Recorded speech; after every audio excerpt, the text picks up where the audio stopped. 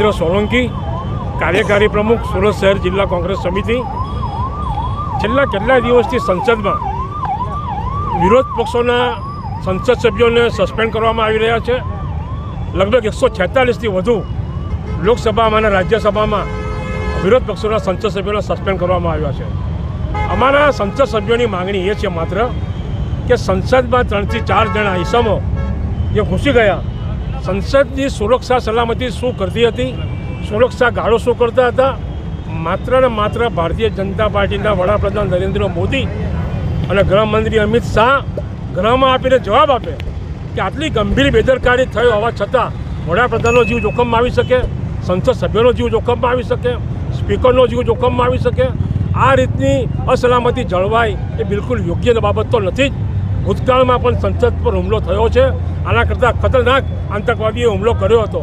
અમને એવું લાગે છે કે નરેન્દ્ર મોદી અને અમિત શાહ વિરોધ પક્ષોને કચડવાનો પ્રયત્ન કરી રહ્યા છે, વિરોધ પક્ષોનો અવાજ દબાવવાનો પ્રયત્ન કરી રહ્યા છે. એ બિલકુલ ખોટું છે. અમે માત્ર એવું કહીએ છીએ કે અમારા સંસદ સભ્યોએ જે માગણી કરી છે કે વડાપ્રધાન શ્રી અને ગૃહમંત્રી શ્રી અમિત શાહ સંસદમાં આવ્યાનો જવાબ આપે કે આ નિષ્ફળતા માટે કોણ જવાબદાર છે. આજે બેરોજગારી, મોંઘવારી કૂદકે ને ભૂસકે વધી રહી છે, એનું પણ એક પરિબળ જવાબદાર છે. પણ આખો વિષય વડાપ્રધાન અને અમિત શાહ ડાયવર્ટ કરી રહ્યા છે કે ઉપરાષ્ટ્રપતિની મિમિક્રી કરી. અરે ભાઈ, ઉપરાષ્ટ્રપતિનું સન્માનીય પદ છે, કોઈ મિમિક્રીનો સવાલ નથી. તમે જવાબ એ આપો કે સંસદ પર હુમલા માટે જવાબદાર કોણ છે. કંઈ અજુગતું બની ગયું હોતે તેના માટે કોણ વડાપ્રધાન રાજીનામું આપશે, ગૃહમંત્રી અમિત શાહ રાજીનામું આપશે.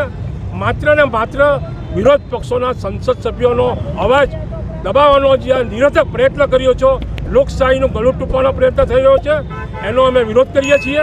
અમારા વિરોધ પક્ષના સંસદ સભ્યોનું સસ્પેન્શન પાછું ખેંચો, સંસદમાં બેસવા દો અને વડાપ્રધાન અને અમિત શાહ ગૃહમંત્રી તરીકે સંસદમાં આપીને જવાબ આપે.